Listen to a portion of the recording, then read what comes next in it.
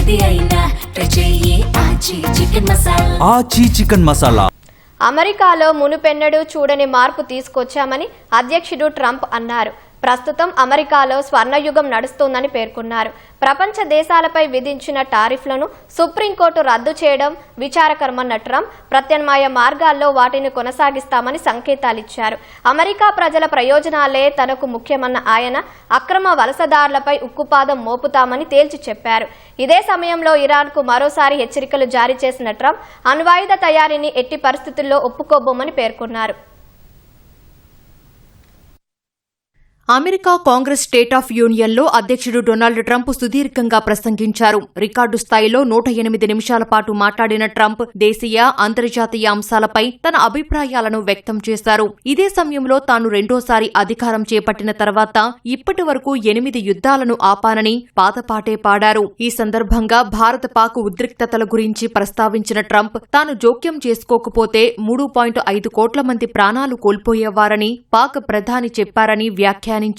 భారత పాక్ ఉద్రిక్తతల గురించి గతంలోనూ పలుమార్లు ట్రంప్ వ్యాఖ్యలు చేశారు. యుద్ధం ఆపకపోతే 200% టారిఫ్లు విధిస్తానంటూ ఆ 2 దేశాలను తాను బెదిరించానని అన్నారు. అందువల్లే ఉద్రిక్తతలు ఆగిపోయాయని ప్రచారం చేసుకున్నారు. 9వ యుద్ధమైన రష్యా ఉక్రెయిన్ ఉద్రిక్తతలను కూడా తగ్గించేందుకు కృషి చేస్తున్నట్లు ట్రంప్ చెప్పారు. 2 దేశాల్లో ప్రతి నెల 25,000 మంది సైనికులు ప్రాణాలు కోల్పోతున్నారని ఆయన వివరించారు. 4 ఏళ్ల క్రితం తాను అధ్యక్షుడిగా ఉన్నట్లయితే రష్యా ఉక్రెయిన్ యుద్ధం వచ్చేదే కాదన్నారు. ఇదే సమయంలో ఇరాన్కు హెచ్చరికలు పంపారు. తాను శాంతిని కోరుకుంటున్నానని చెప్పిన ట్రంప్ అమెరికాకు ముప్పు తలపడితే మాత్రం ఎలాంటి చర్యలకైనా వెనుకాడబోనని తేల్చి చెప్పారు.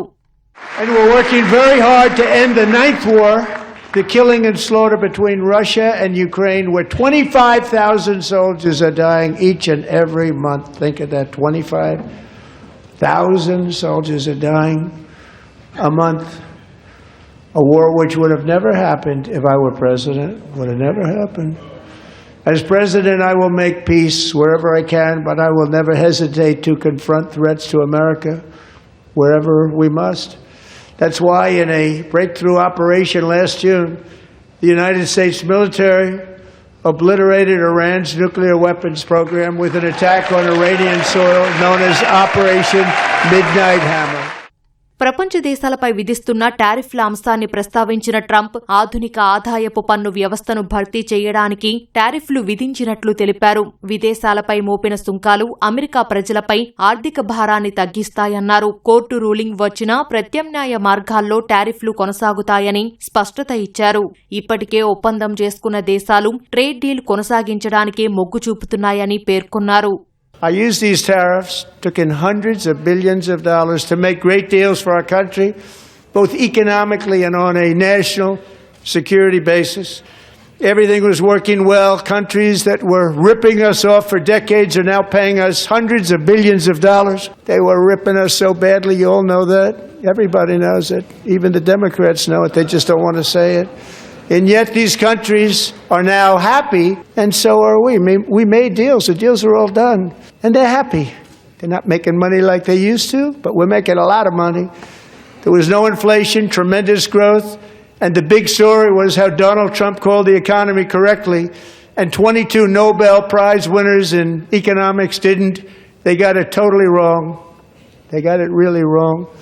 And then just 4 days ago, an unfortunate ruling from the United States Supreme Court, it just came down. It came down. Very unfortunate ruling. But the good news is that almost all countries and corporations want to keep the deal that they already made.